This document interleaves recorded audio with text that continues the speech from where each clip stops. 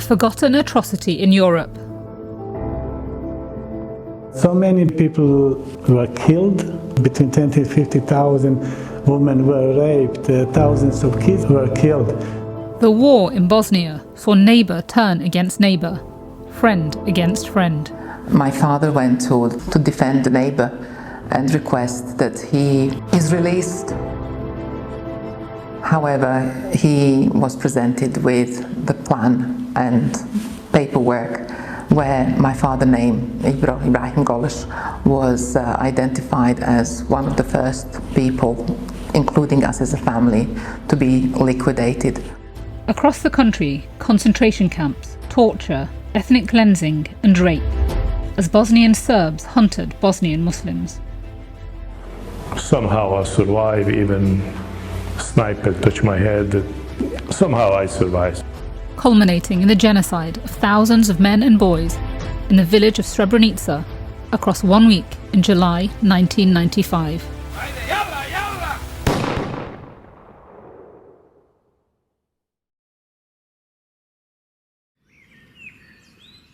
The leaders of the Serb army tried to systematically eradicate Bosnian Muslims, but they failed.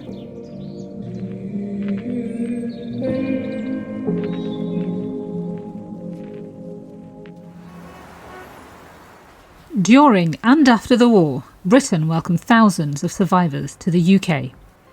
In Birmingham, the newly arrived refugee community refused to pause and was transformed after a game of football. We started gathering in a local park. Others would just come and watch us, talk and things like that. So we set up a football team, then organized a school, after that organized association, our local community. And similar situation was happening in other cities across UK.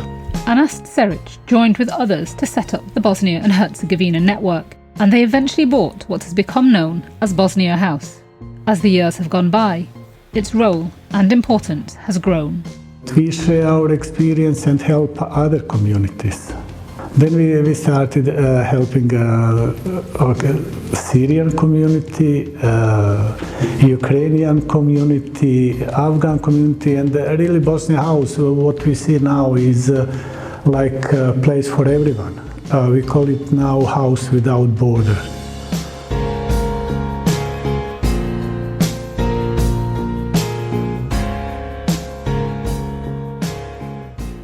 Lejla Gološ was just 14 when the war broke out and was forced to leave her home in Sarajevo after a neighbour plotted to kill her family.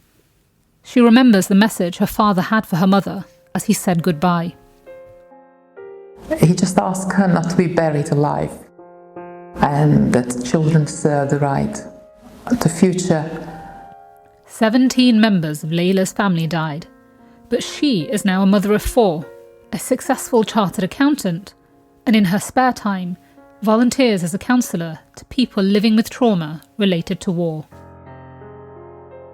Coming out of war is not easy. You always reflect back on that dark chapter. So Bosnian community has together been providing one another support, as I said, to overcome these challenges, whether it's through gathering at the social events or through counselling or through helping the community integrate into today's society.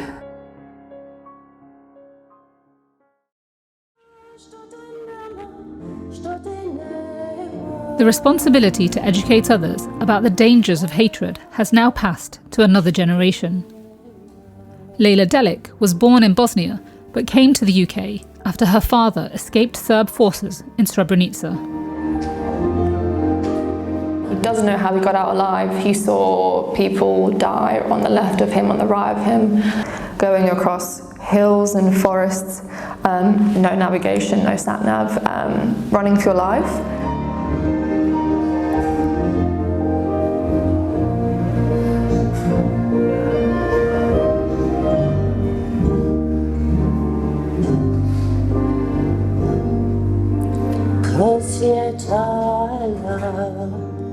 Lejla now organises a peace march in Guildford to commemorate the 100-kilometre journey her father took to reach safety. We need to relay the message forward. Although it was a traumatic and very bad side of history, it doesn't have to be that way in the future. We can turn it into a better lesson. The Bosnian community have turned their trauma into education, love and support.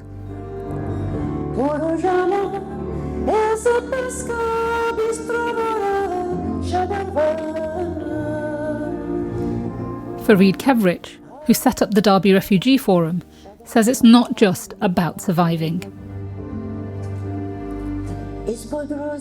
We didn't just survive, we managed to bring the positive things even to this society, helping all asylum seekers and refugees, all even local people who had a problem, destitution, because we remember the help we received in '94 in the Derby. Well, we are here. We are here in many ways. If you consider just that journey of 30 years, they tried almost that we don't exist to kill us, like kill a whole nation. But we escaped. We are here. We rebuilt our lives, and we are now helping others. We are bringing new generations. The fact I exist is a testimony in itself. I am determined to live life to the fullest because a lot of my people didn't get the chance to. And those who survived, I think, should also be celebrated. They've made the second generation even more educated, even more grew up with purpose, even more resilient, even more full of life.